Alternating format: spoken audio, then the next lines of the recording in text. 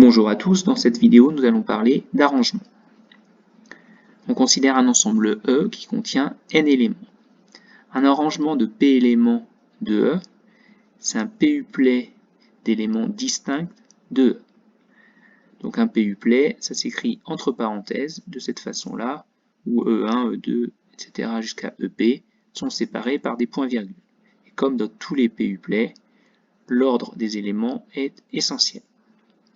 On va maintenant s'intéresser au nombre d'arrangements de P éléments dans cet ensemble E. Pour construire un tel PUplet, on va y aller étape par étape. Pour le E1, le premier élément, on a n choix possibles. On a tous les choix possibles dans notre ensemble E. Une fois qu'on a choisi E1, comme on veut des éléments distincts, il ne nous reste plus que n-1 choix pour E2. Et ainsi de suite pour E3, n-2 choix. Et pour le dernier élément, alors là il faut faire attention dans les indices. Pour E2, on était sur du n-1, pour E3, n-2. Donc pour EP, on va avoir n-p-1 choix, qu'on peut écrire, si on enlève les parenthèses, n-p plus 1.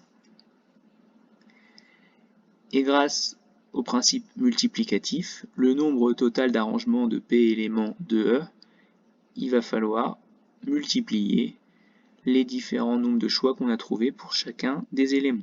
Donc n fois n-1 fois n-2, etc. jusqu'à n-p plus 1. Donc ça c'est bien le nombre d'arrangements de P éléments de E. Maintenant on va calculer factoriel n sur factoriel n-p.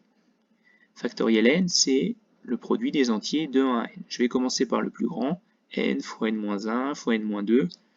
Je pourrais continuer puis écrire à la fin fois 2 fois 1. Je vais intercaler des entiers pour pouvoir simplifier les choses ensuite. Donc ici n-p plus 1, et puis celui qui est en cran en dessous, n-p, et puis les derniers 2 et 1.